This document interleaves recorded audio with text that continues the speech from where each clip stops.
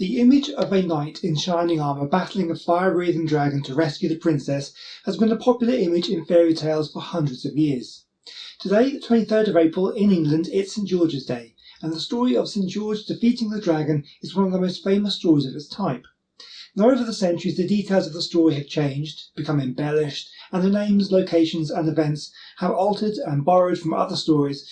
But what I wanted to do in this video was to look at the dragon as told in some of the retellings of the story and examine whether this creature could have existed, and if not, are there any animals that bear any resemblance to the dragon or its traits. So first, it's story time as I recount the tale of St. George and the dragon. Around 1,700 years ago in Libya, the city of Selene was plagued by a dragon. It was said the dragon lived in a large stagnant pond. It could spew forth poison and was going around poisoning the countryside. To appease the dragon and prevent it from attacking the city itself, the people offered it sheep every day. But this wasn't good enough. The dragon wanted human flesh.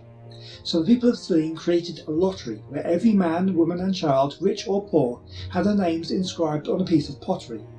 Every month one name would be drawn, and the unlucky person would be tied up by the pond and offered to the dragon. One day the king's daughter's name was drawn. The king, in his dismay, offered all his gold and silver to have her life spared, but the people refused. So the king's daughter was dressed in a wedding gown, a crown of flowers placed upon her head, and was taken to the pond by the palace servants to be offered as a sacrifice. On the way there, the group was passed by a Roman soldier named George. He wondered why a bride would look so sad on her wedding day. When it was revealed that she was to be eaten by a dragon, George claimed he would kill the beast. The princess was tied to a tree by the pond, and soon the dragon emerged from the fetid water. George charged it on his horse and stabbed it with his lance. The dragon was wounded, but it still lived. While the dragon was writhing around in pain, George cut the princess free. "Take off your belt," George asked the princess. "At least buy me dinner first," she said. "No, I need it to capture the dragon." So she gave him her belt, which George tied around the dragon's neck. The dragon immediately became tame, and George was able to parade it around the city. In front of the people of Selene, George beheaded the dragon and became a hero. So now we know the story of St. George, can we come up with an animal that the dragon could have been? Let's examine what we know. The story claims that the dragon lived in a stagnant pond, but it comes out to feed on land. It has poison breath, it's obviously a carnivore, and the dragon is always depicted as a reptilian creature. Do any animals come to mind? Well, the poison breath is obviously the biggest fantasy element of the story, so let's start there. I don't know of any animals that breathe out clouds of poison, but there are several animals that have a venomous bite, and that's probably the closest we can find. Well, the first animal that comes to mind is the Komodo Dragon. It has dragon in its name. The Komodo dragon is a monitor lizard and is the largest extant species of lizard, growing to a maximum length of 3 meters. They are apex predators and will eat carrion or hunt by ambushing their prey.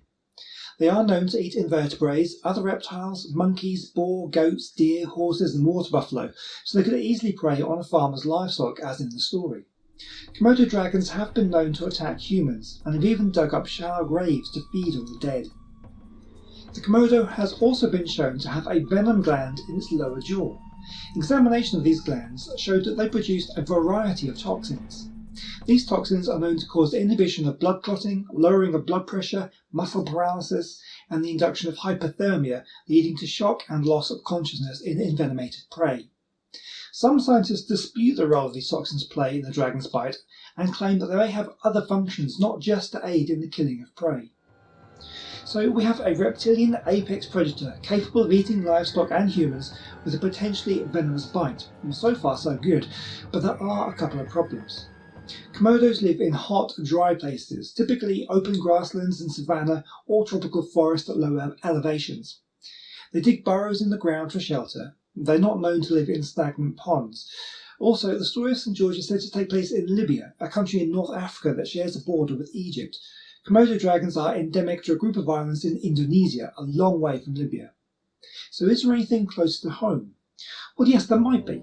Africa is home to many species of crocodile, and a crocodile could be a good candidate for St. George's dragon. Some species, like the Nile crocodile, are large and aggressive, and while Libya is a bit too far north for its usual distribution, at least it's on the right continent. In fact, recent studies done on a fossil crocodile skull found in Libya indicate that the ancestor of all American crocodiles actually originated in Libya around 5 to 7 million years ago. So let's take a look at the Nile crocodile. It can live in a variety of habitats, mostly freshwater lakes and rivers, but also swamps, marshland, and occasionally deltas and brackish lakes, so a stagnant pond in Libya isn't out of the question. They can grow to up to 5 metres long and weigh up to 750 kilos, although for larger specimens have been recorded, over 6 metres, about 20 foot long, and weighing in excess of 1,000 kilograms, that's 2,400 pounds. They have thick, scaly, heavily armoured skins, perfect for a knight to do battle with. They are generalists in their diet, taking whatever food is on offer. Generally they will target prey smaller than themselves, but they are well capable of taking large prey, such as zebras and wildebeest. Domestic camels have also been known to be taken. So the crocodile's diet seems to fit within our criteria. So are there any problems with the hypothesis that the St. George's dragon was a Nile crocodile? Well, there are one or two. Nile crocodiles are relatively social, so where you find one you might expect to find more. We're lacking the poison breath of the story, and there's no indication crocodiles have any kind of venom like Komodo dragons. But the biggest problem with the crocodile, and in fact this applies to the Komodo too, is the frequency with which the dragon is reported to have eaten. In some versions of the story, the villagers were offering it sheep and people every day. In reality, large reptiles like the crocodile or the Komodo dragon go long periods of time between meals. In some cases, it's estimated a Komodo dragon might only eat 12 times a year, and a crocodile can go months between eating if it has to. So both the Komodo dragon and the Nile crocodile seem like good candidates for St. George's dragon, but both have their problems. But what do you think? Can you think of a better candidate for the dragon? Well, let me know down in the comments section. Did you enjoy this video? Would you like to see more like this? What other fictional or mythological animals would you like me to speculate on? Well, thank you very much for watching all the way until the end. I really do appreciate that, and I hope to see you in the next video. Goodbye.